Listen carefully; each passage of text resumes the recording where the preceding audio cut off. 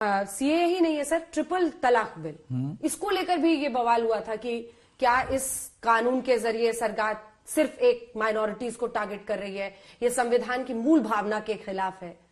तब भी ये सवाल उठा। मुझे लगता है कि 3 तलाक बिलों पर ऐसी डिबेट तो नहीं हुई कि ये मूल संविधान के खिलाफ है।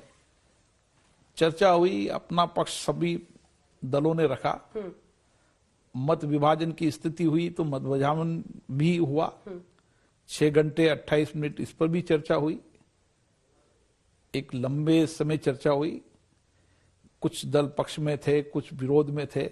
वो उनकी अपनी अपनी राजनीतिक विचारधारा है। कोई पर्सनली शिकायत करता है सर आपसे कि मुझे थोड़ा एक्स्ट्रा टाइम दे दीजिएगा, कोई अलग से कुछ मुझे जब भी कोई कहता है कि मुझे ऐसे महत्वपूर्ण विषय पर बोलना है, मैं उनको पर्याप्त समय पर्याप्त अवसर देता हूं। मेरी हमेशा कोशिश रहती है कि क्योंकि वह लाखों लोगों को रिप्रेजेंट करते हैं, इसलिए संसद उनके लिए लोकतंत्र का मंदिर भी है और उनके लिए उनको चुनकर यहां पर भेजा है अपनी बात करने की, जनता की अभिव्यक्ति करने की। इसलिए उनको पर्याप्त समय पर्याप्त अवसर मिलना चाहिए और मैंने कोशिश की कि इस पर पर्याप्त समय पर्याप्त अवसर मिले।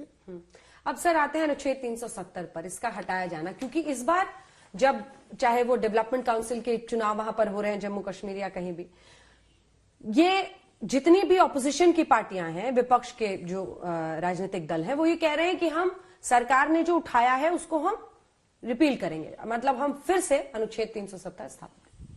क्या ये मुमकिन है संविधान के तहत? क्या उनकी जो ये चुनावी प्लान है उसमें दम है? अब ये तो वो राजनीतिक दल जाने कि वो रिपील हो सकता है नहीं हो सकता, लेकिन मेरी जितनी जानकारी है, मैंने इस विधेयक पर पूर्णतः चर्चा कराई। 8 घंटे 22 मिनट इस पर चर्चा हुई और चर्चा होने के बाद मत विभाजन हुआ और मत विभाजन के बाद जो संकल्प पारित हुआ वो देश की जनता के सामने है। इसलिए रिपील होना चाहिए, कानून बदल देंगे, धाराएं बदल देंगे, ये राजनीतिक दल अपनी अपनी विचारधारा है, क्या बोलता है, मैं इसमें विवाद में नहीं पड़ा। मैं तो सदन चलाते समय मैंने कोशिश की कि एक महत्वपूर्ण संकल्प है, जब पारित करते समय सभी राजनीतिक दलों को पर्याप्त समय पर्याप्त अवसर देना चाहिए, क्योंकि मत विभाजन उनका अधिकार था, इसलिए मत विभाजन भी हुआ। इसलिए मत विभाजन के अंदर जो दल जीता, प्रस्ताव लेकर आया, उन्होंने इसको पारित कराया।